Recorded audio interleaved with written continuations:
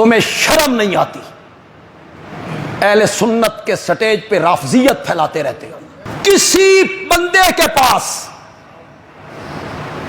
اس روایت کی صحیح سند پیش کرے، جو سزا کہو گے قبول کروں گا انشاءاللہ۔ آؤ میدان۔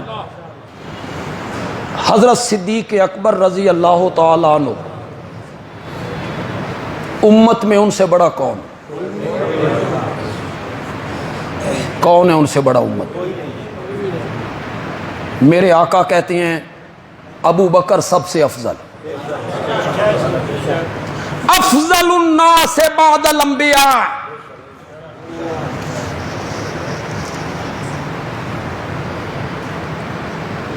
انبیاء کے بعد تمام لوگوں میں سے افضل، بولو تو صحیح۔ میرا نبی کہتا ہے، میرا نبی کہتا ہے۔ لوگ کہتے ہیں ابو بکر اس لیے افضل ہے کہ وہ پہلا خلیفہ ہے، پہلے خلیفہ ہونے کی وجہ سے افضل ہے۔ نہیں، وہ اس لیے افضل ہے کہ انہیں خلیفہ اس لیے بنایا گیا تھا کہ وہ انبیاء کے بعد سب سے افضل تھا۔ افضل الناس بعد الانبیاء، اس میں امت کا کوئی اختلاف نہیں۔ آج اگر کوئی علماء اس میں لب کشائی کرتے ہیں، جرأت کرتے ہیں، امام شافعی، مالک، امام احمد، امام ابو حنیفہ، امام بخاری، مسلم، ترمذی، صحابہ، پورے صحابہ، کسی ایک صحابی کا بھی اس میں اختلاف نہیں، جھوٹ بولتے ہیں جو بندہ بولے گا، کسی ایک صحابی کا بھی اختلاف نہیں کہ اس امت میں اور انبیاء کے بعد ساری لوگوں میں سے اگر کوئی افضل ہے تو وہ صدیق اکبر ہے۔ اس میں کوئی اختلاف نہیں۔ یہ کہنا خلافت میں تو ابو بکر کا پہلا نمبر ہے، روحانیت میں حضرت علی کا پہلا نمبر۔ واہ، روحانیت کیا ہوتی ہے بھائی؟ یہ روحانیت کیا ہے؟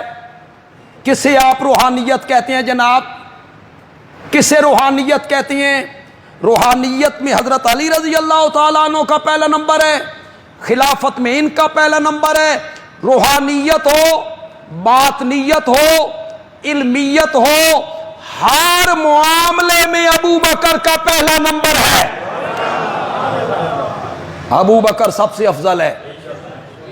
میرے نبی نے اپنی زندگی میں مصلی ان کے حوالے کیا تھا، اپنے رشتہ داروں کو پیچھے کھڑا کیا تھا۔ میرے نبی کے چچا زندہ تھے، حضرت عباس۔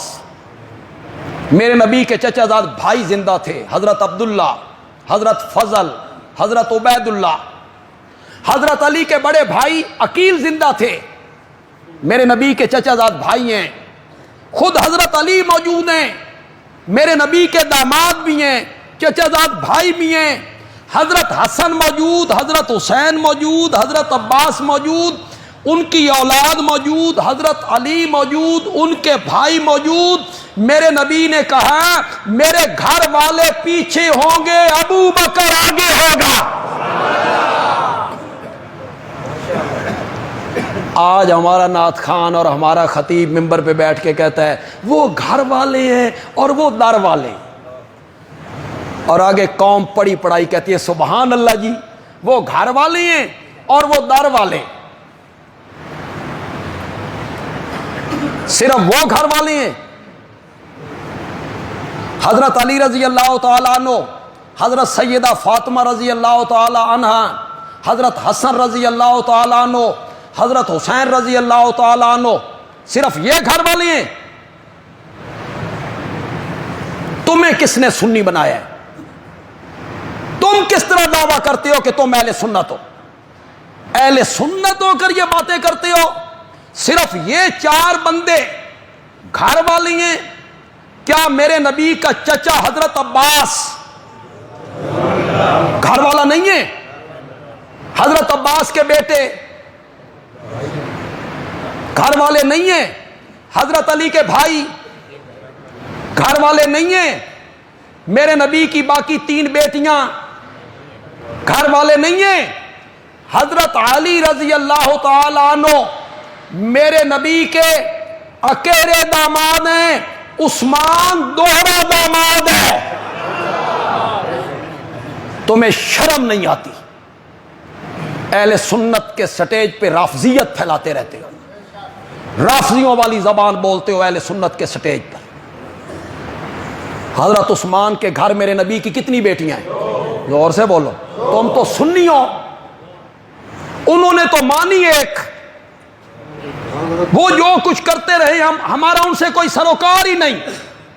تم تو شرم کرو، تم بھی وہی بولی بولتے ہو۔ حضرت عثمان کے گھر میرے نبی کی 2 بیٹیاں ہیں، میرے نبی کے بڑے داماد کا نام ہے ابو العاص، یہ میرے نبی کا بڑا داماد ہے، حضرت زینب کا شوہر ہے۔ اس کے ایک بیٹے کا نام ہے علی، علی یا زینبی، اور اس کی ایک بیٹی کا نام ہے امامہ، وہ میرے نبی کے کیا لگے؟ نواسے، نواسے، نواسی۔ تم تو سنی ہو، تم تو قوم کی رہنمائی کرو صحیح، وہی بولی بولنے لگے ہو، جو بولی وہ بولتی ہیں، اور جو جھوٹی روایتیں ہیں جن کا کوئی سر پیر نہیں وہ لوگوں کو سناتے رہتے۔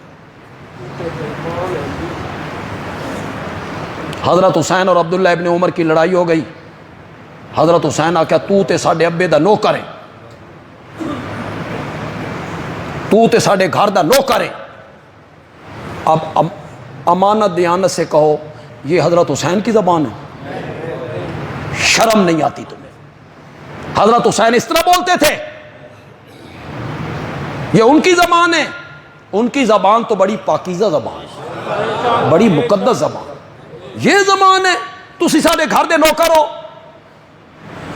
پھر چسکے لے لے کے خطیب بیان کرتے ہیں، عبداللہ چلے گئے بابا کے پاس، بابا امیر المومنین ہے، بابا آج حسین سے لڑائی ہو گئی ہے، تو انہوں نے کہا ہے بھئی تساں تے ساڈے گھر دے نوکر ہو۔ حضرت عمر آکے اس کو لکھوا کے لائے، انہوں نے لکھ کے دیا، فرمایا یہ میرے کفن میں رکھ دینا۔ لوگ آگے سے کہتے ہیں سبحان اللہ، نعرے لگاتے ہیں۔ بندیالی پوچھتا ہے کہاں لکھا ہوا ہے، کس کتاب میں ہے؟ میں نے شاید پہلی یہ بات کبھی نہیں کہی، کسی بندے کے پاس اس روایت کی صحیح سند پیش کرے، جو سزا کہو گے قبول کروں گا انشاءاللہ۔ آؤ میدان، لاؤ اس کی سند۔ سند ہی کوئی نہیں، بہت ہی کوئی نہیں، یوں ہی تاریخوں میں آ گیا، انہوں نے سٹیجوں پر بیان کرنا شروع کر۔ تم وہ روایتیں بیان کرتے ہو جس سے صحابہ کی کردار کشی ہوتی، صحابہ کی توہین کا پہلو نکلتا ہے، اور تم ان روایتوں سے یہ ثابت کرنا چاہتے ہو کہ خاندان علی جو ہے یہ کوئی الگ تھلگ ہے، صحابہ الگ ہیں اور یہ خاندان بالکل